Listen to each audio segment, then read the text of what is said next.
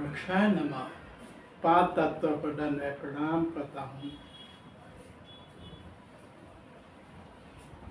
मैं इससे आगे के एपिसोड में यही बताया वृक्ष के बारे में, और वृक्ष ने यह बोला था कि आपके खुद के आपके साथ नहीं है, आप जाते हो फिर भी शौक कुछ दिनों के लिए मना रहे हैं, और मैंने यही कहा था कि हम मनुष्य जन्म के साथ ही और मरने के बाद जलाने में हम काम आते हैं। हम जिंदे हैं फिर भी काम आते हैं, चाहते हैं फिर भी काम आते हैं। हाँ, आज के युग के अनुसार इतनी टेक्नोलॉजी बढ़ गई कि अभी जाने वाले का भी अंग काम आ रहा है, जैसे देहदान कह रहे हैं। हाँ, सोच अच्छा है।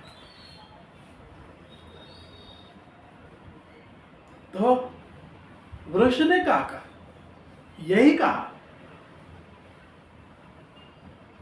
और मैंने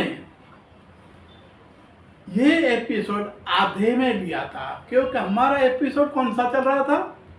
दादी माँ इससे छोटा आया, इसका बेटा, इससे छोटा आया, इसका बेटा, ये परंपरा क्या बता रही है? तो इसके बारे में ही बात हो रही थी। तो ये बीच में मैंने बात क्यों उठाई, इसका कारण और कुछ नहीं था कि जिस सत्ताधीश अधिकारियों ने, कि जिसके हाथ में कहावत है ना, जिसके हाथ में लाठी उसी की भैंस, तो ये लोग ऑर्डर देने से अनगिनत पेड़ काट जाते हैं, जमीन को बिल्कुल साफ करते हैं। ये दुख इसलिए हुआ कि ये देखने के बाद हमको दिल में दर्द होने लगा। क्यों होने लगा? इसलिए कि हमने किसी को दिया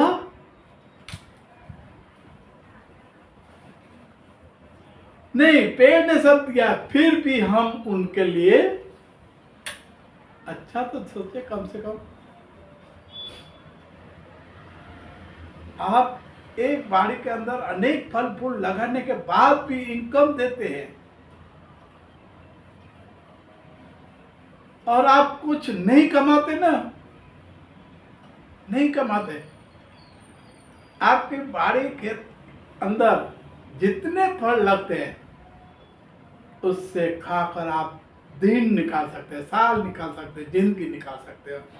लेकिन आप ये बोलोगे कि हमारे पास तो रोजी रोटी नहीं है, हमारे पास काम काज नहीं है, हमारे पास कुछ है नहीं, हम क्या खिलाए क्या न खिलाए, अनेक प्रश्न आता है।